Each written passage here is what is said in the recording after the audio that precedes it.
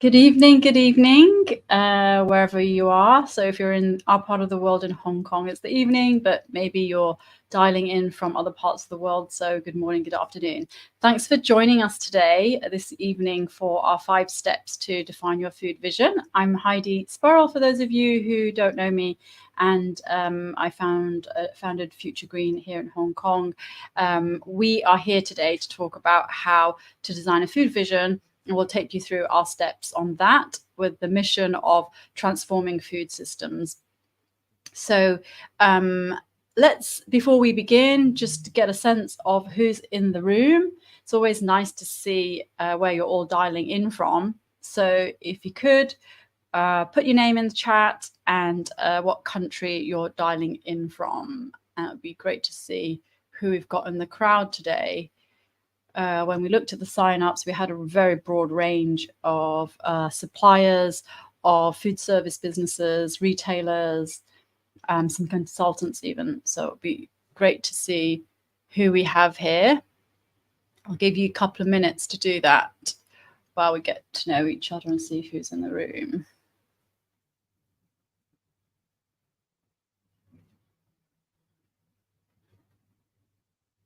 I think some of you will be dialing in through LinkedIn directly and others through YouTube. So we'll pick up on your comments there.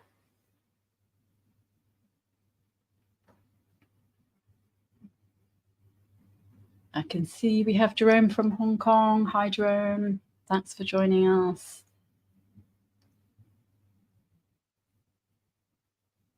Andrew from Hong Kong, welcome, welcome.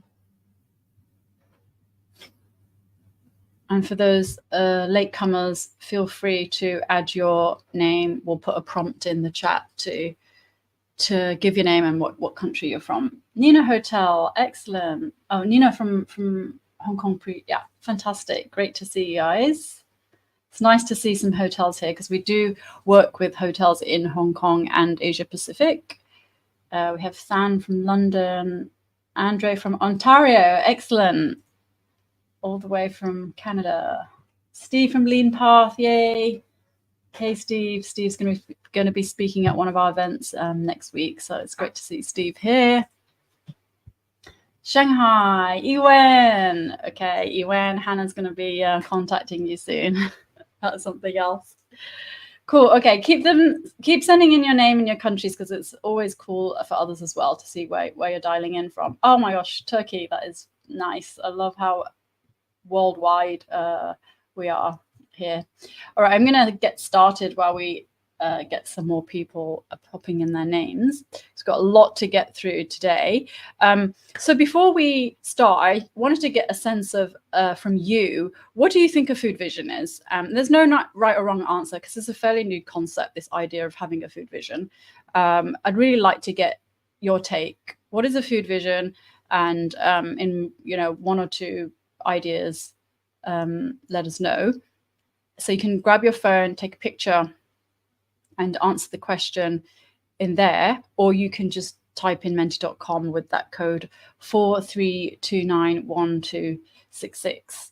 And yeah, let us know what you think, what you think a food vision is. And then what we'll do is at the end of the webinar, we'll look at what you had put in and see how they match up after talking about food visions during the webinar. So it might be a nice activity to compare thoughts pre and post.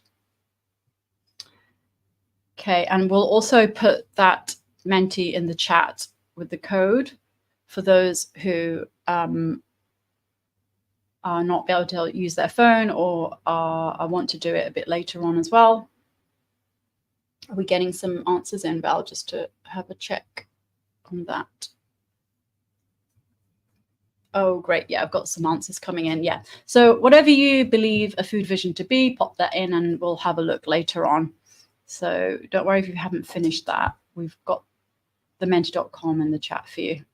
All right, let's jump straight in. Why are we here? So we're going to talk about how to design a food vision the way we do it at Future Green, or what some might call a sustainability strategy, without circular meetings and months of expensive consultants. So this idea that we can use something called a sprint, a very highly structured workshop style, to bring together your leadership team so you can align around a vision.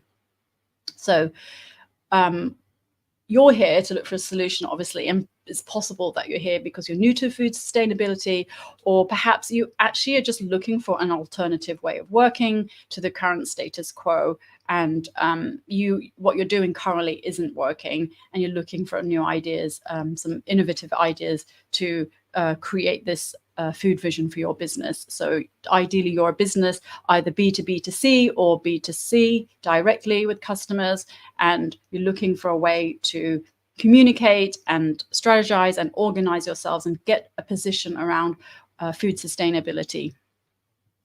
So the goal is really to show you a faster way to align your teams around that food vision, so that, number one, you have clarity amongst your leadership teams. We ran a workshop last week with leadership teams on food systems sustainability. It went down really well. And one of the things that came out of that was a real need to have a clear position on the strategy. Secondly, you'll be able to communicate clearly because your internal teams and your external teams, external stakeholders, will have that clarity, having done this exercise. And I'll be sharing this tool with you today so you can try and run this yourself in order to reach that food vision. And it really is a myth that designing a food sustainability strategy is complex and time consuming. It's very much about getting the right people in the room and having the right tools to do it. So I'll show you through what we call our food sustainability sprint, that you can do it through 5 clear steps. It's a framework that we use so that you can really ensure that an experience that the steps are simple to achieve and actionable if you go through it in a highly structured way. So you might be thinking, well, how do you do this, Heidi? We draw from the design sprint, Jake Knapp, ex-Google. Actually, I have the book here, so you guys can check this out online as well. It was really made popular through a design studio, Service Design. But the principles are fantastic in team alignment when you're about to launch a service or a product. So it really works with something like food sustainability that can be quite academic. And then we're finding ways to sort of find that marriage between something very academic and then innovation sprints, and bring them together in order to engage people, your employees, your teams, on something that can be quite dry. We also use the workshop A Master by AJ Smart. And of course, our knowledge is from the Center for Food Policy at City University. And that's how we sort of define what we mean by food systems and what we should be doing in terms of transforming our food systems to make them more sustainable. And guys, feel free to pop in your questions as we go along, because we'll be collecting them at the end. That's really important, that we get some interaction going here and hearing from you and your thoughts on how you have worked around coming up with a strategy and a vision and a mission around food sustainability. So I know there's a lot of new people in the audience that don't know who we are, so I'll just flick through a couple of businesses that we've worked with in the past, who we've done visioning work with. These are typically through landlords, so working with Hysan here in Hong Kong and Nanfeng on their new airside, which has just launched in Hong Kong. So working with their F&B tenants to do some kind of work around visioning. And when we did the big one for Nanfeng back in May, it was great. We ran it for 3 days, and tenants are really happy with the outcome. They could have something that was super actionable straight away. We also work with caterers and of course retailers as well. And here at the bottom are some of the businesses here in Hong Kong that have done some of our training.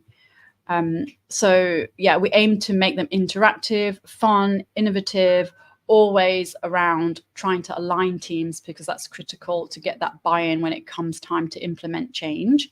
We also do a lot of events and trade shows as well. And here you can see we've been working with Pernod Ricard on their Bar World of Tomorrow training program. And this was one we did last year on innovation and how to take this training program forward after 3 or 4 years of delivering Train the Trainer. So lots of focus on engagement and really how to get people to believe in the fact that they have agency to make changes and to act upon them in their business.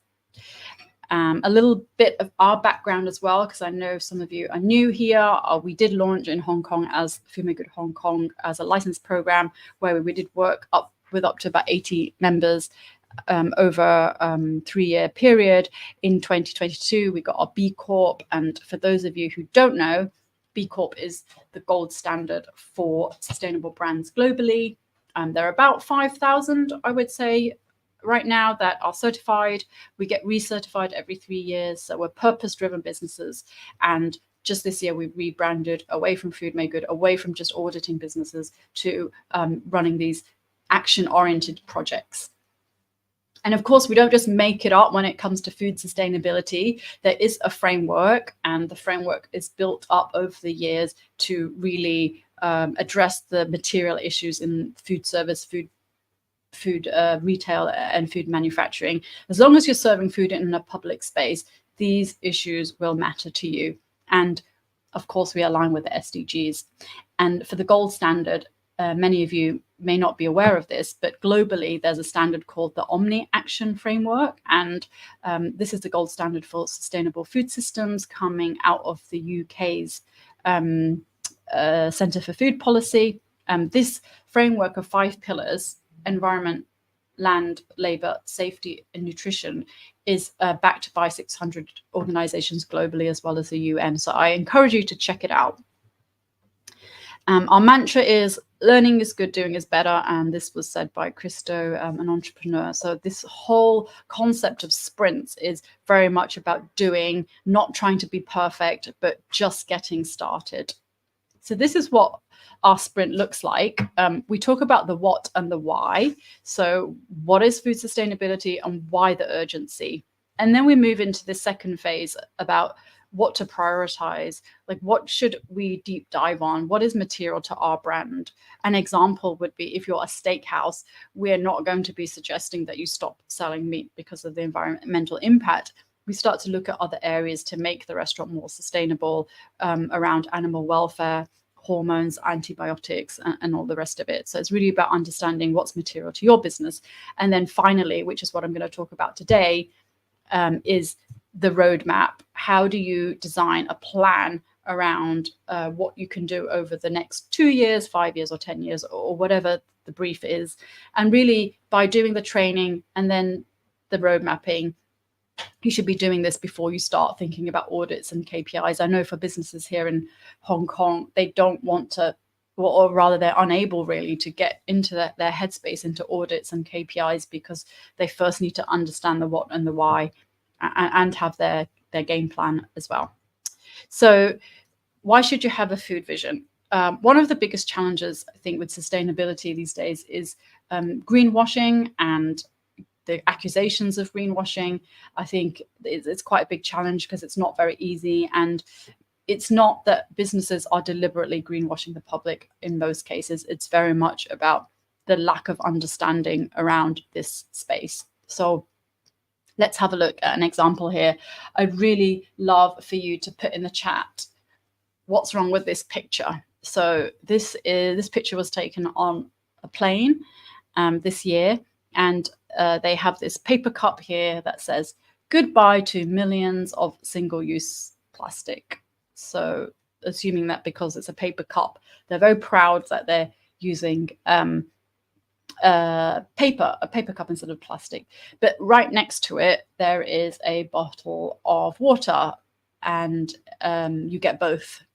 So does anyone in the audience have any thoughts on why this is a bit of a challenge, I think, from a sustainability aspect, to put it politely? So it'd be good if you put your ideas in the chat and see if anybody can come up why this might appear as greenwashing.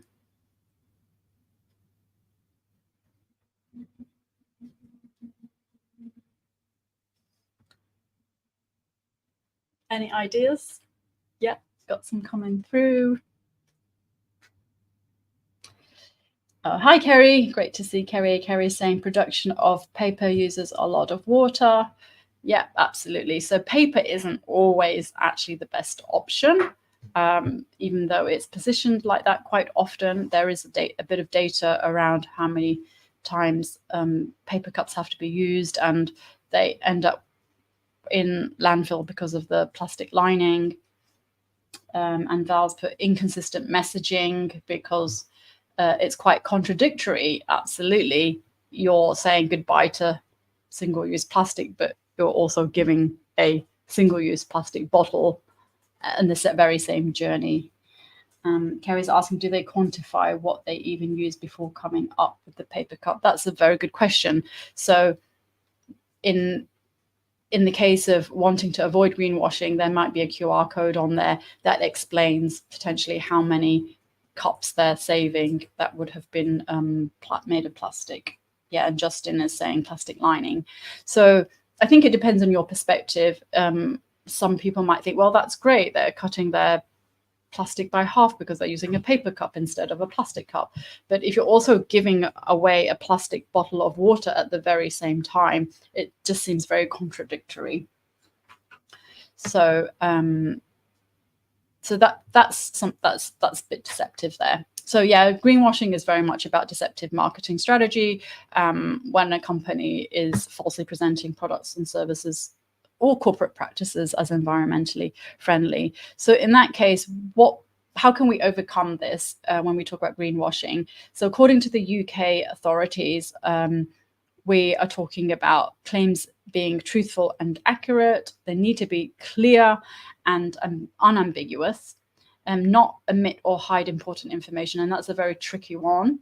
And number 4, make fair and meaningful comparisons, and consider the full life cycle of the product. And we'll talk about an example of a life cycle of a product later, because a lot of businesses here in Hong Kong end up paying extra for compostable packaging. But in the end, if the business is not looking at the end of life, that just all ends up in the landfill. And then be substantiated. So you need to substantiate your claim. Having that QR code or more information or data around your claim is critical. So that's the Green Claims Code based out of the UK. So more reasons why you need a food vision. I just talked about packaging. You're buying sustainable packaging for the wrong reasons.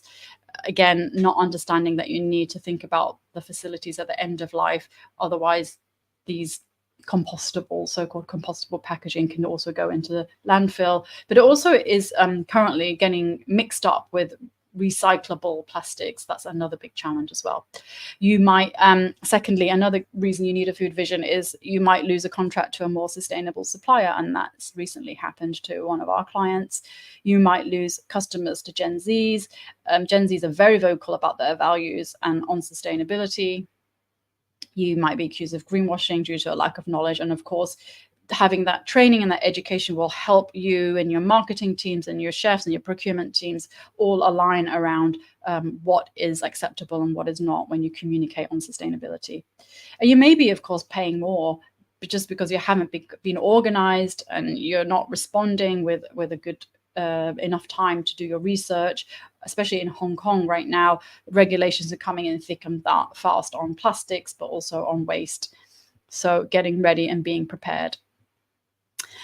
We also suggest businesses have a food vision because it enables you to win business. So you might be a bank, and the banks might be asking you, what's your food policy? Because we only procure from food businesses that have, certain commitments. For example, commitments like only purchasing 100% sustainable farm seafood, or committing to 80% local produce, or committing to zero food to landfill.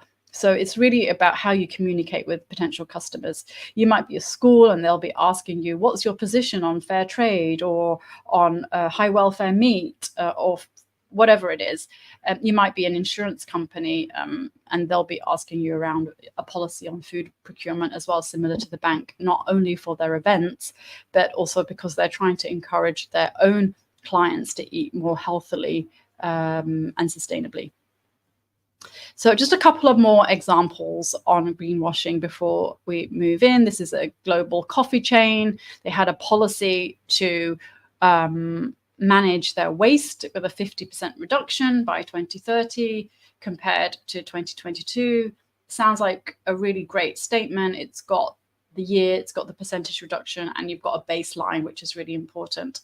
But they got called out recently because they replaced the lids with a new plastic so they could avoid the straw and the plastic, but it ended up being that the new lid contained more virgin plastic than the old. So again, I'm sure that was not deliberate, but for those who understand sustainability will have picked that up immediately. This one was an example in Hong Kong where Disney, they have a pledge. Their policy is about designing a packaging for reuse. But here they're selling a bottle of water with another bottle attached to it and a stuffed toy inside. So you can't get to the stuffed toy unless you cut the bottle. So again, being accused of greenwash. It's a case of having a policy in a siloed department over in sustainability, and then the people design, the marketing teams or whoever's coming up with new product ideas are not speaking to the sustainability team. Sky News and The Guardian picked up on this one at a quick service restaurant chain. For them, this is McDonald's, they're not addressing these supply chain issues that have much bigger impacts in terms of greenhouse gas emissions through beef and soy. So that's the animal feed. And they were accused of just opening a net zero restaurant, and that was being just a distraction to the real challenges. So it's really important to get it right on your sustainability plan. Okay, so let's have a look at what a food vision can help you answer apart from avoiding greenwashing. It's really very much about thinking about your goals on sustainability. Where are you going as a company? So the sprint method can help you with your overarching strategy, but it can also help you launch a new service or product. So you would answer these questions differently depending on how far you are along your sustainability journey or why you're wanting to do a food vision in the first place. It also answers the questions around what success looks like and the big picture. And it's really important. What we do with the sprint is to start at the desired endpoint. So what is the outcome that you're actually looking for before you start to think about the different steps that come before it?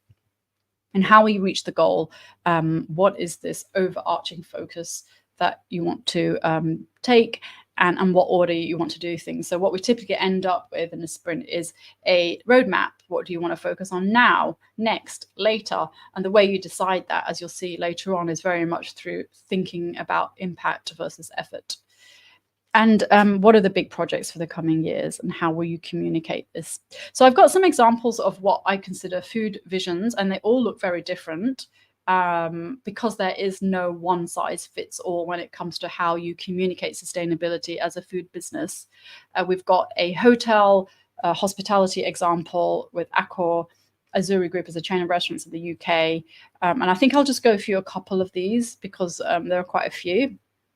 So food visions always have goals, they have commitments, and typically you'll have a purpose statement and then how you will address those commitments as well. And you could be, like I said, a hotel that's serving a lot of food and restaurants. You could be your typical restaurant chain, could be a food hall, or it could be a supermarket presenting their commitments around sustainability.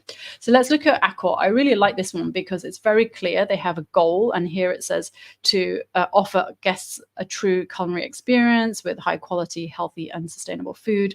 And then they've gone on to explain how they're going to do it, and they talk about 9 commitments. So the 9 commitments are clearly defined by their teams and understanding what is possible, what is practical, and they've gone through a process to identify these 9 commitments, and they have a time period as well. So apart from saying what it is, what the commitment is, they talk about how are they going to address it. So for example, number 8 is to serve responsible coffee and tea.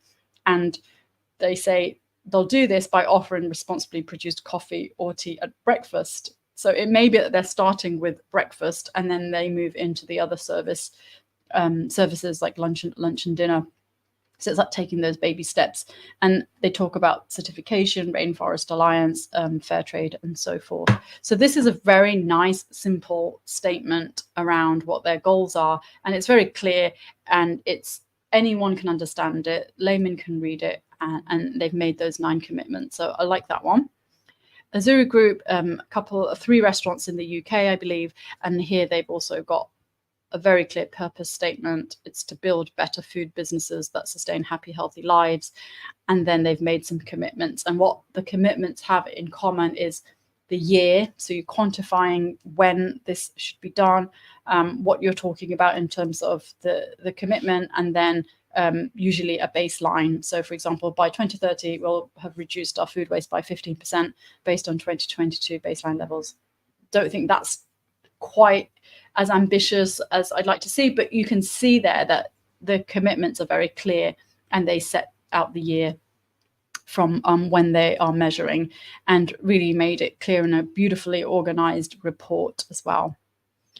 And then I think I'll talk about Compass. So this is Compass UK, their group's materiality assessment, and they've gone as far as setting KPIs for their management teams. So linking it to performance, linking it to bonus.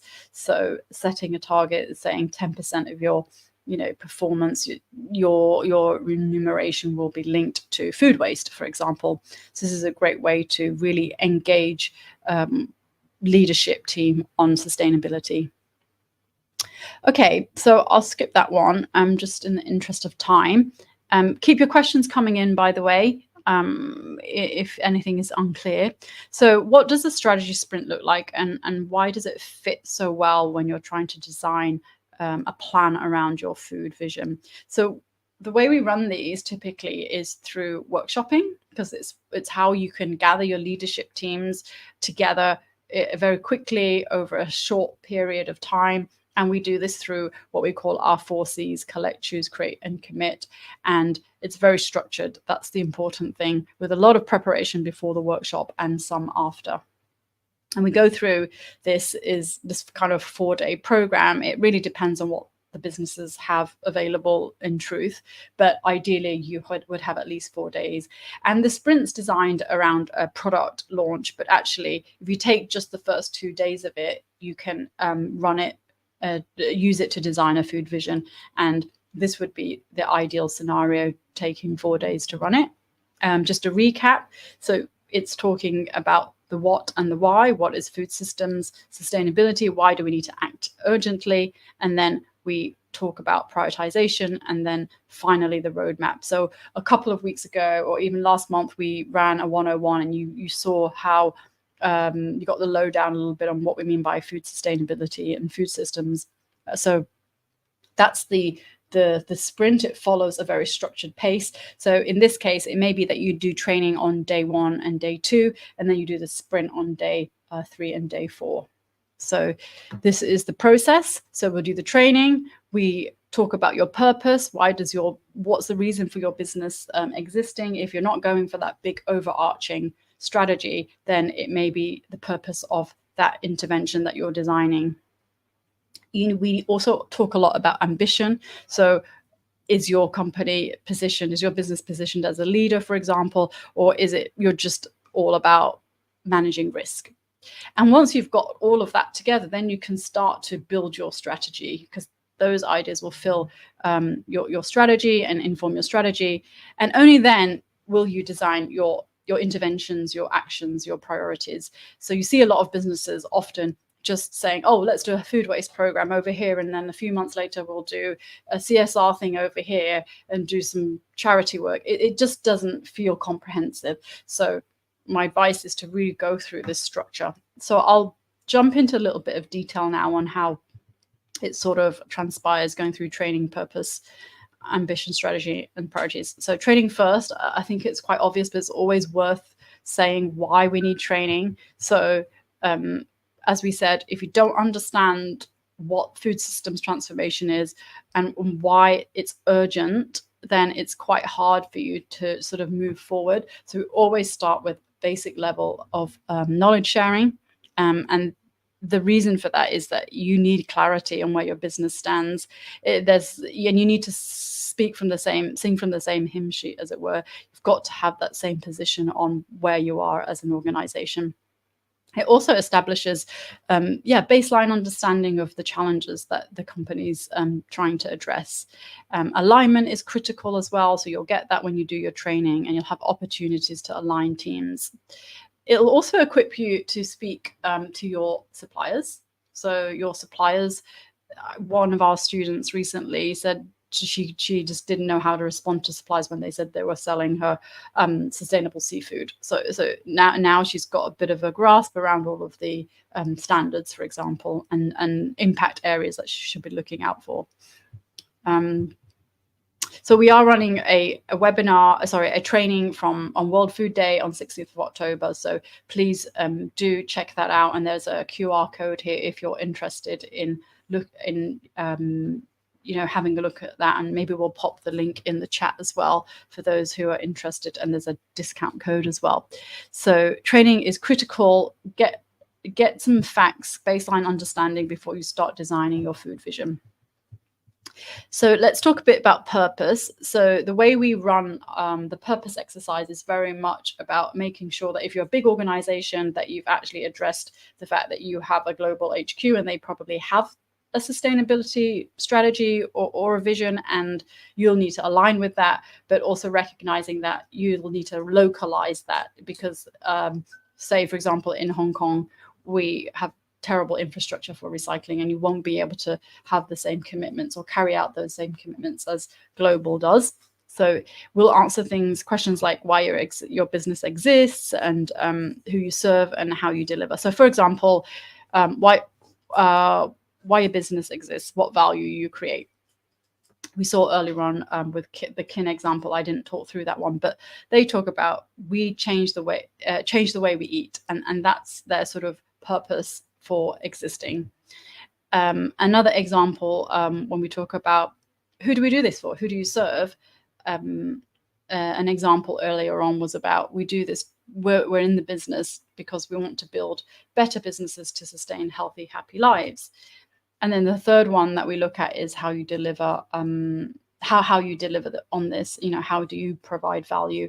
And we saw from an earlier example, the Accor example, it was through their 9 commitments for healthy and sustainable food. So that's how we work with businesses on defining their purpose in terms of the food vision. And then the ambition.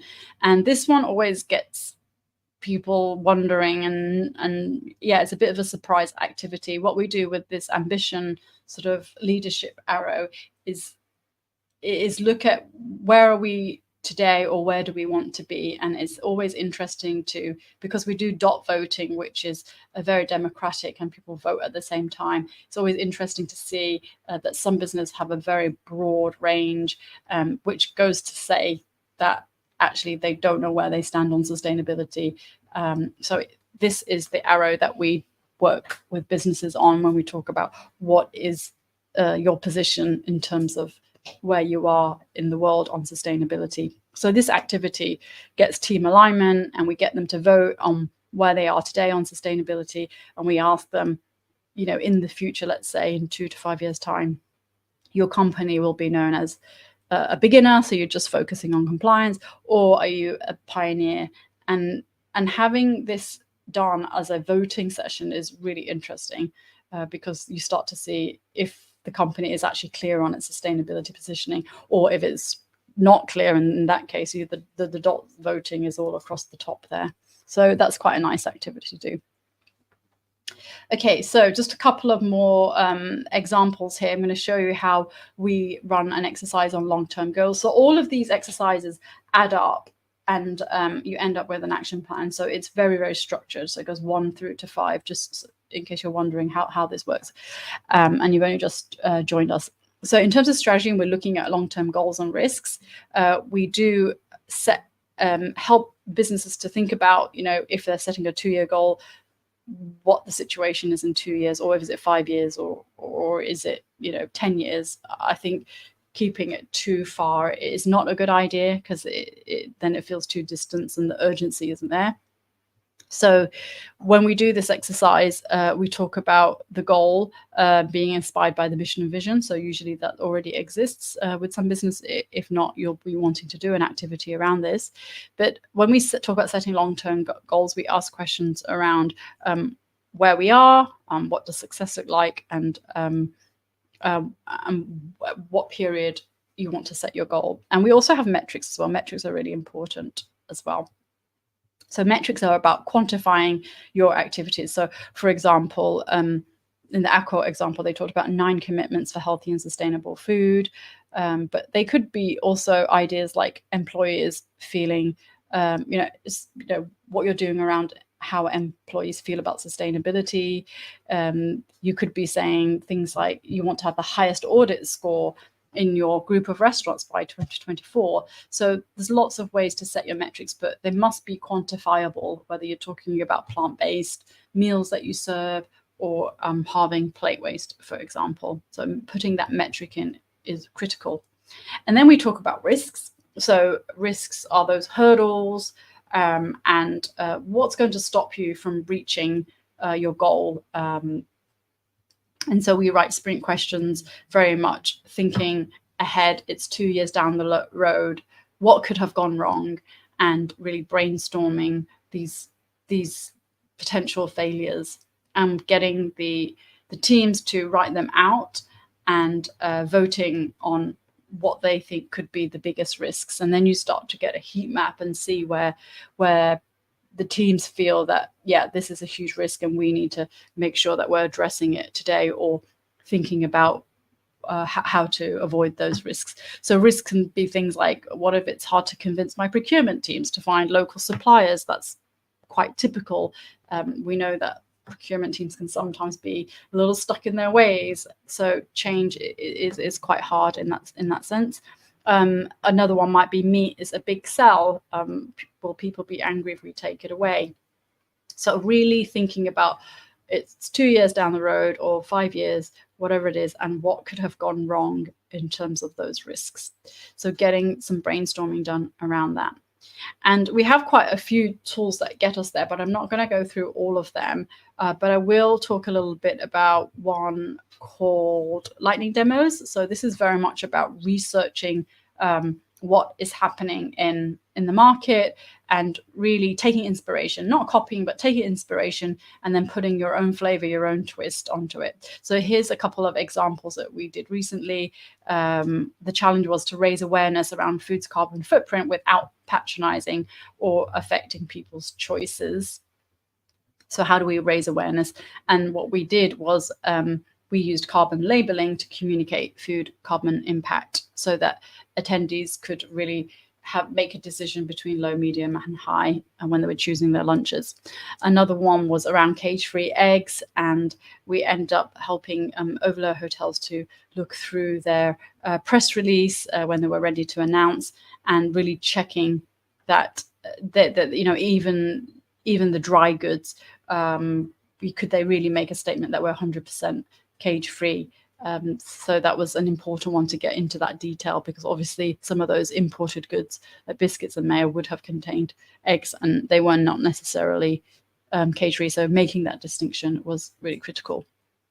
Thirdly, there was a challenge around how do we continuously measure and report. So in this case, a hotel wanted to do a Fumé Good audit. So we helped them get from a 1-star to a 3-star in a period of 12 months. So these are some what we call looking at what best practice looks like to enable you to then think about initiatives that you would want to run in your business. So finally is the road mapping stage. This is where we start to converge on ideas. So remember the workshop, a lot of the above is all about emerging ideas, and then we converge and sort of narrow down.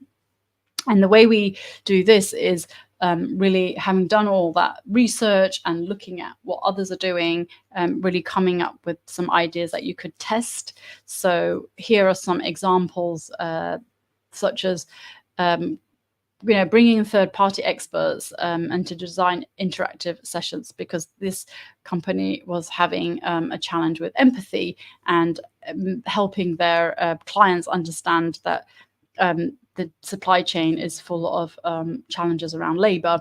So, and you have other ideas about leaning into behavior change tactics, running flexitarian challenge. So that meaning less meat. For example, a burger, you might make it half meat, half mushroom. So what we do then is put these ideas, or what we call the catchy title, into this frame and look at all the different ways that we could bring it to life. And once the teams have gotten these ideas together, and again, they'd go through a dot voting process, which is very democratic, so that avoids the loudest person in the room getting to speak the whole time. Then we would put these ideas onto a very simple roadmap for now, next, later, going through that understanding of the impact that these projects would have and the effort they would require. And you could make them as simple or as complex as you want. But the idea is that the process enables you to get everyone's ideas together very, very quickly through a few principles. And you end up with this as an outcome, which is great. And you do it in a very short amount of time. Okay, so I think I'm going to stop there. There's a few outcomes that the sprint really is good for in terms of as a result, a positive result. And I'll just quickly run through these. You can quickly align on purpose and ambition and your way forward. You can very, very quickly identify and visualize your and prioritize solutions in a collective way. And you can very, very quickly save. Because you have quick team alignment, you can save time and money. So I'm going to leave it there for now. I hope you're putting your questions into the chat. I went through it pretty quickly. Let's have a look actually at the Menti to see if, on reflection, what you imagined was a food vision, or what is in a food vision, if that matches up to what you put in your Menti, having seen what we've done now. So should I stop sharing, Val, or is yours is up? Okay, great. Let's see what words we had then. Yep, so we've got future proofing. Yeah, I totally agree with that. I think we did talk about goals, so that's looking into 2-year, 5-year, or 10-year goals. And some of you also said so equity, absolutely, sustainability. We often forget about the society pillar of sustainability, and people just assume it's about environmental challenges, but the supply chain and all the challenges around labor, slave labor, child labor is a huge issue. Resiliency, goals and motives, it's all of those things. So I think that's great. And somebody's also put regenerative, so really thinking about the future and long lasting. That's great. Okay, so I think that's the end of my presentation. So I'd be happy to take some questions if there's, and this is the book, by the way, that we draw a lot of our principles from. So if you, can you guys see the book? Yeah, so yeah, if you're interested, Sprint is a really good way to sort of think about how you can make sustainability more interesting and fun and engaging and innovative. And we definitely draw a lot of principles from it in terms of how we design bringing food sustainability to life, let's say. Okay, so I'm going to move back to my screen. How do I do that? There we go.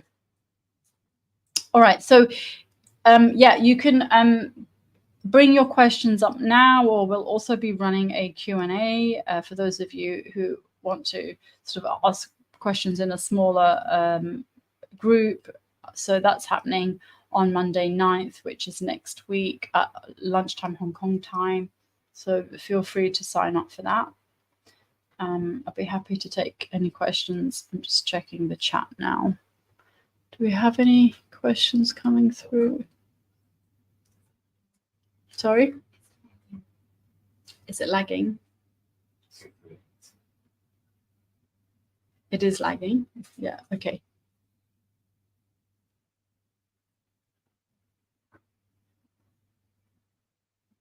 So I did go through that pretty quickly, but suffice to say, we have run a lot of these innovation workshops and sprints with businesses, and we've always had some great positive feedback on how you can quickly get alignment.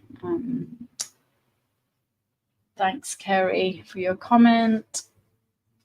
Yeah, because this idea of what a food vision is, it's tricky because we don't have a one size fits all when it comes to how you communicate food sustainability, right? So as you saw, the hotel group had their 9 commitments, but then equally another business will have its own way of communicating food sustainability. One thing that we'll have in common is typically they will align to SDGs. So you might see the Sustainable Development Goals in there.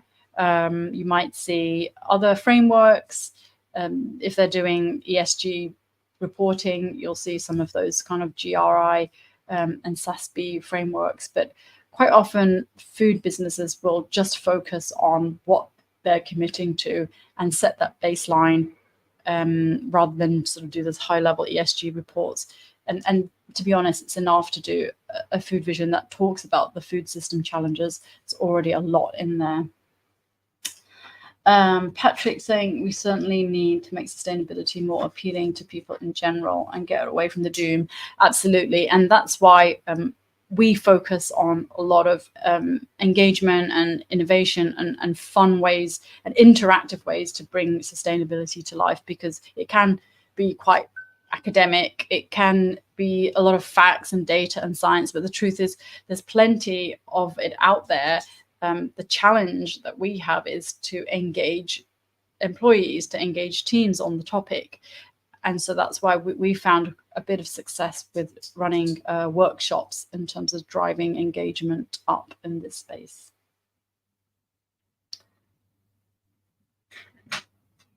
Okay, so any more questions or are we good?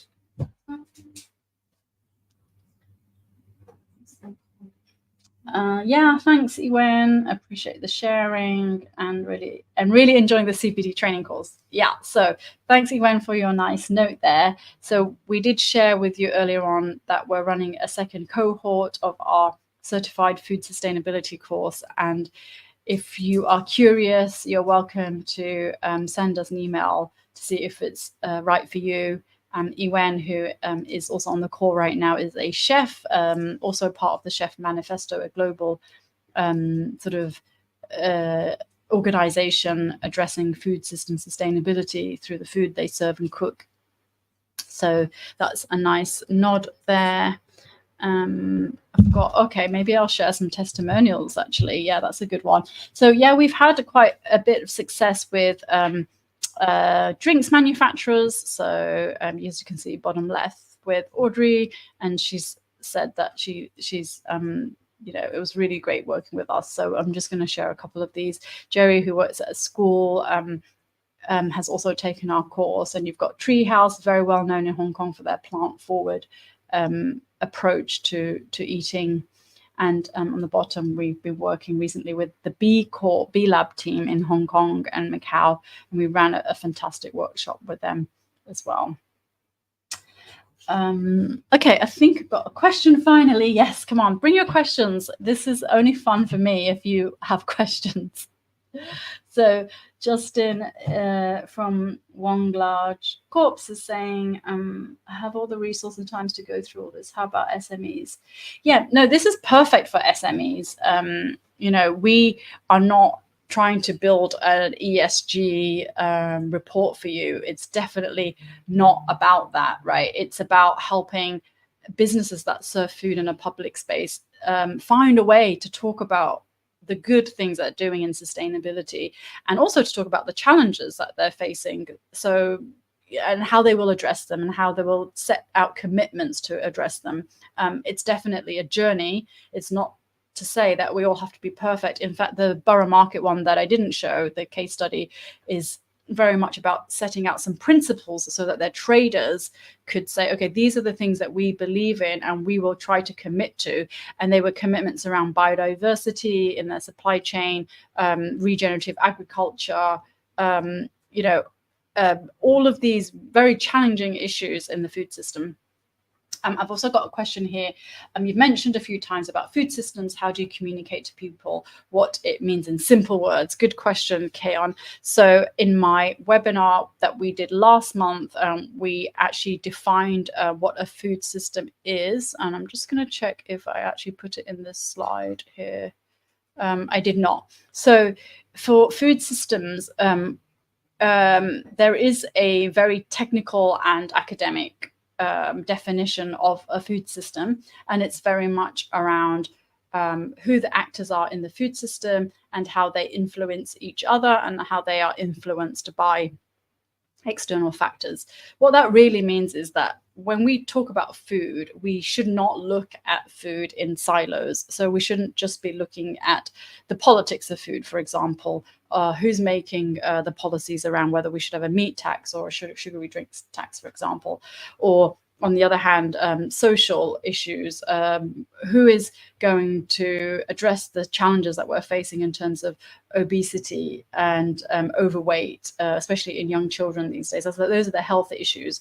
So you have health, you have politics, you have economics. There are the people working in the food service sector. Who's to say who makes those policies around wages, for example, or how long people work, or what we're doing about mental health in the food service sector? So it's a system that when we try to find interventions to make changes, we should not be looking at them in silos because they're all interconnected. And we should also be looking at the food supply chain. So thinking about what's happening at the beginning of the chain. So on the farm, the seeds that we're purchasing, all the way through processing, manufacturing, delivering the food to the supermarkets or the restaurants, and then finally how we as consumers consume or waste food. So it's thinking about that entire supply chain. So that makes up the whole food system. I don't have the diagram here, but if you look at City University and Google the food system and City University, a Center for Food Policy, and you just click on image, you'll see the diagram pop up. So yes, it's very much about taking a holistic view. And another reason we call it the system and why it's a tricky thing to address is, academics call it a wicked problem. It's because when you try to start finding solutions in one area, it often has negative effects or unintended consequences for other parts of the food system. Let's say, for example, we're all talking about the need to reduce meat consumption because of the high impacts meat has or beef has. Well, then the consequence of that, if we all did that, is what would happen to the farmers that have been growing, have cattle, have beef, have sheep. What would happen to them in terms of their livelihood? So it's making sure that you have those policies in place to help them move on and not be negatively impacted. So it's thinking through all of those trade-offs, I suppose. And so we have a question from Micah. When running the workshops, which disciplines from the client side should participate, at least in your opinion, in order to get a good food vision? That's a really good question, Micah. It should, in an ideal world, bring your whole company together, because if you think about sustainability and the issues in sustainability, every department is affected or influenced. So, you've got your procurement team who buy the food, and they make decisions whether you buy fair trade coffee or, the cheapest coffee, for example. But in a food vision, you're also talking about D&I, diversity and inclusion, the balance of genders in your organization. So then you might include your HR department.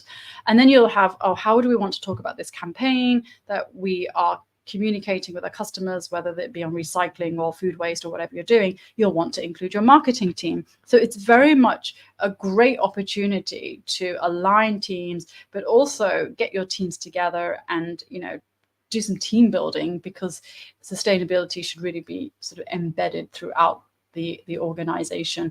And these issues with the three pillars, society, social, environment, really touch on in every department. And if you're corporate and you're buying food in for corporate events, then that person also needs to make a decision on how they choose which businesses to give their money to. It could be travel. Your business is traveling for an event. What options are there in terms of low carbon options, and that will be someone sitting in a different department. Deeksha says, thank you for the presentation. It'd be valuable for the in South Asia. Yeah, so absolutely. So the course is for Asia Pacific, and the great thing about that course that we have delivered is Iwen, who is also on this course. She's based in Shanghai and she's a chef. So everybody can take this course. We the beauty of it is it's hybrid. We run it online, but we also do live coaching calls. So we get you together, and there's a lot of peer-to-peer learning as well. Kian, thanks for the explanation. It is complex and no one really knows how to use simple words. I will do my best to find a very simple one-line explanation of what the food system is for you. I think you found it. There you go, from City University. So that's where I did my master's in food policy, and it's a really great place to start. And they have tons and tons of free webinars that they run. Maybe the time zones will be a bit tricky, but you will find a lot online on what, of universities, especially talking about food systems. But it really hasn't, to be honest, gone into the mainstream. And that's why it's critical that we start thinking about the food system. If you were in the earlier webinar a couple of weeks ago, we did talk about the environmental challenges and all those issues around greenhouse gas emissions and so forth. But that's not for this webinar. But you can watch it back, and Kian, we did record it, so you can watch the first 101 we did. Okay, any more questions? We've got a couple of minutes. There's one more. Great.